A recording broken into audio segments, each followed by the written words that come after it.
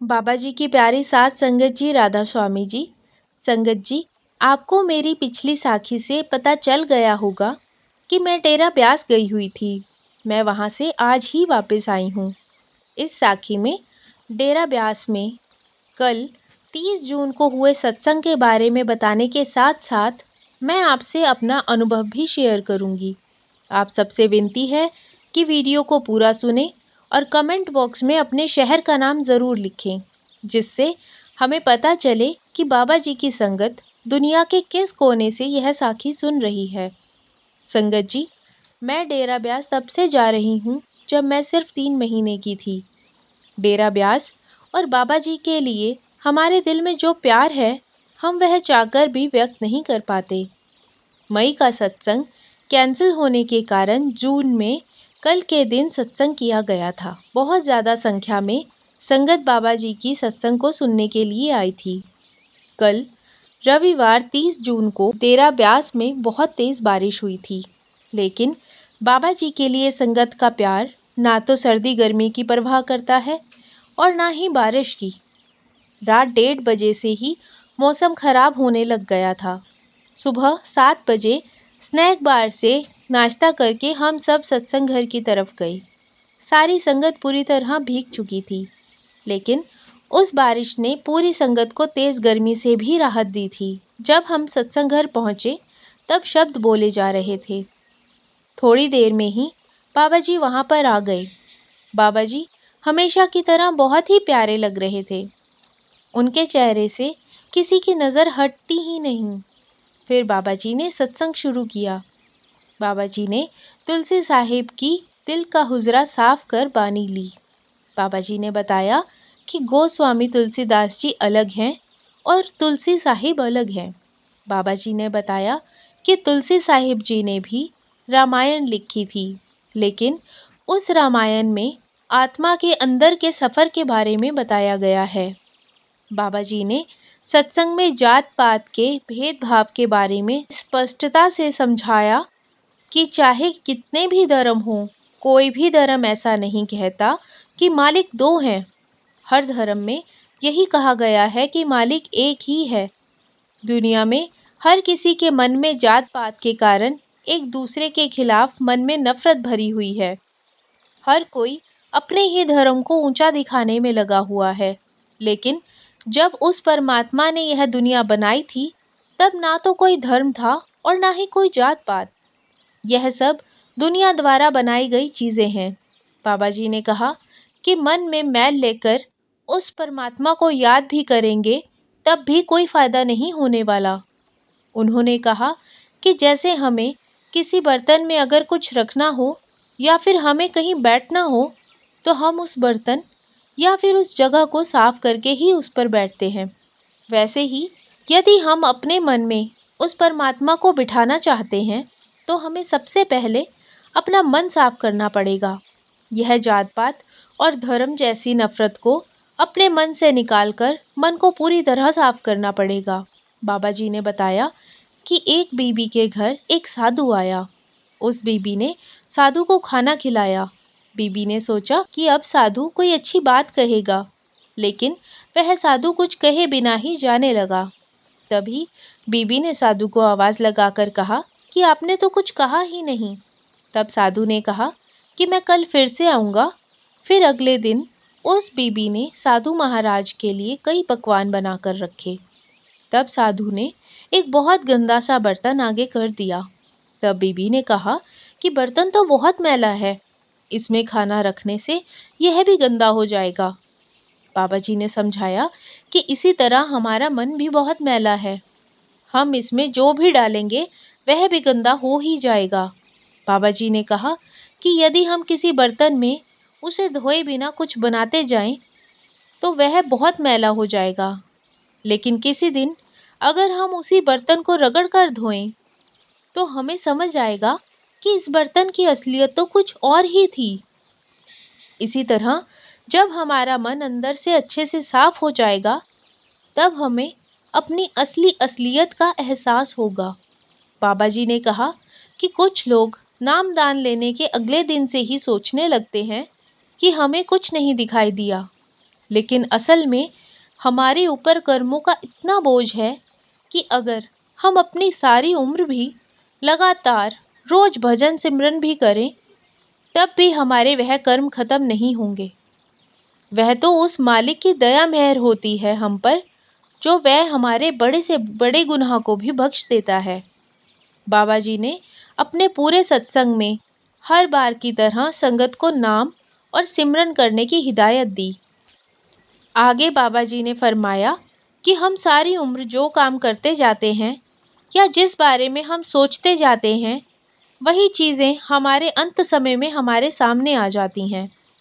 अगर हम उम्र भर रिश्तेदारों, समाज, पैसा और दिखावा इन चीज़ों की तरफ भागेंगे तो अंत समय में भी यही चीज़ें सामने आकर खड़ी हो जाएंगी।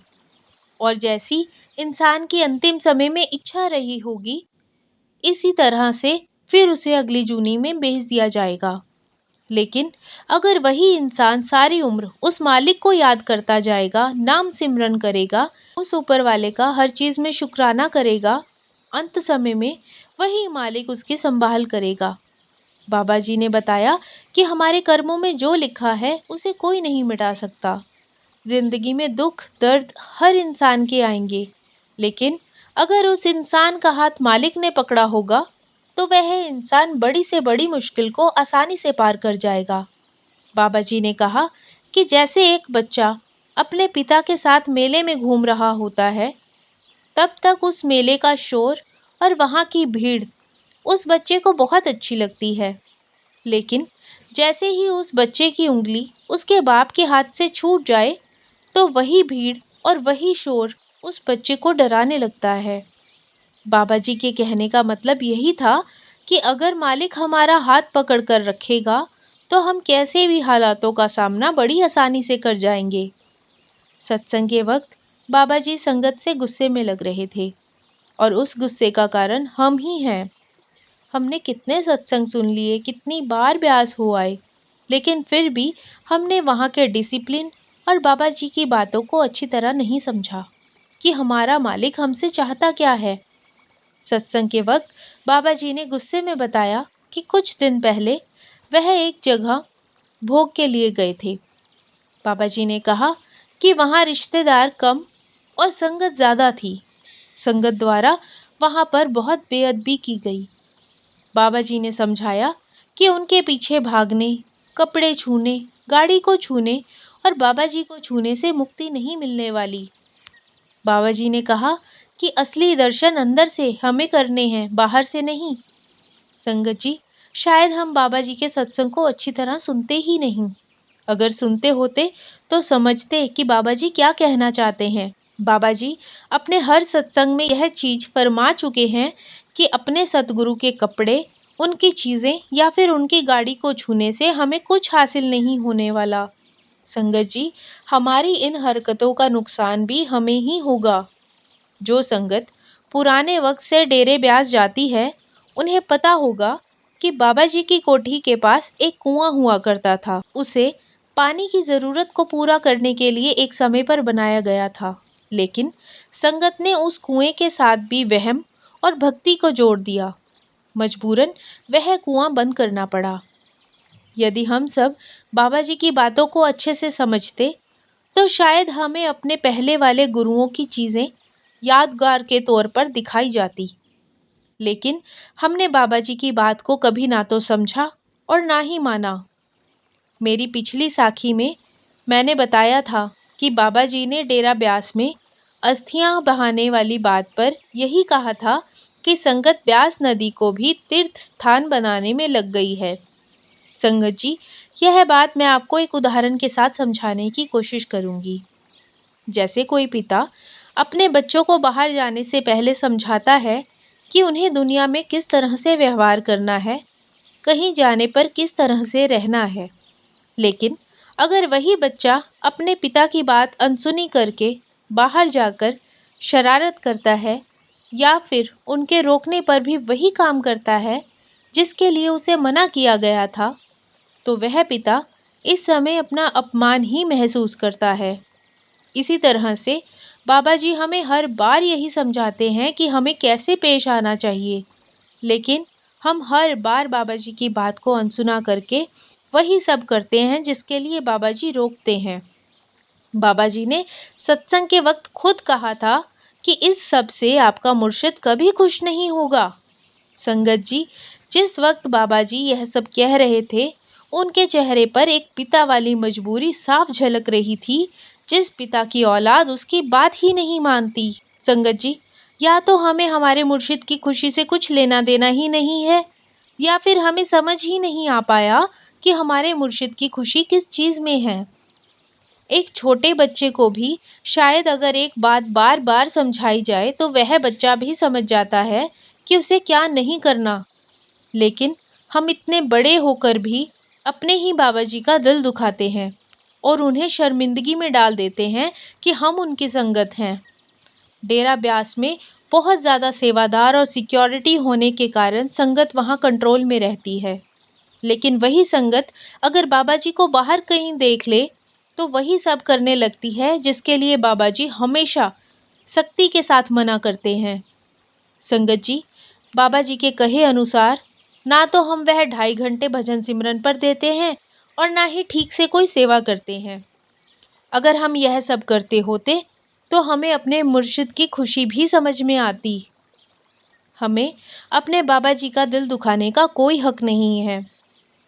हमें बाबा जी की संगत होकर एक मिसाल कायम करनी है कि हम किस शहंशाह की औलाद हैं।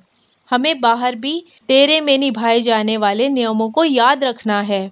हमारे बाबा जी हमसे बस इतना चाहते हैं कि हम भजन सिमरन पर ध्यान दें और वहमों में ना पड़ें। बाबा जी ने खुद सत्संग में कई बार कहा है कि अगर कपड़ों को छूने या फिर चीज़ों को छूने से मुक्ति मिलती तो हर सच्चे संत ने अपने कपड़े फाड़कर खुद ही संगत में बांट देने थे। संगत जी, आप सबसे हाथ जोड़कर बेनती है कि बाबा जी की कही बातों को अच्छे से सुने और उन्हें अमल में लाएं। बाबा जी ने इस सत्संग में बहुत सख्त लफ्ज़ों के साथ संगत को अपनी बात समझाने की कोशिश की है। हमें समझना चाहिए और आगे से ध्यान रखना चाहिए कि हमारे कारण हमारे बाबा जी पर कभी कोई उंगली ना उठे और ना ही उन्हें कोई तकलीफ़ हो। साथ संगत जी, आज की साखी अच्छी लगी हो तो कमेंट बॉक्स में राधा स्वामी जी ज़रूर लिखें। वीडियो को लाइक, शेयर और चैनल को सब्सक्राइब ज़रूर करें। राधा स्वामी जी।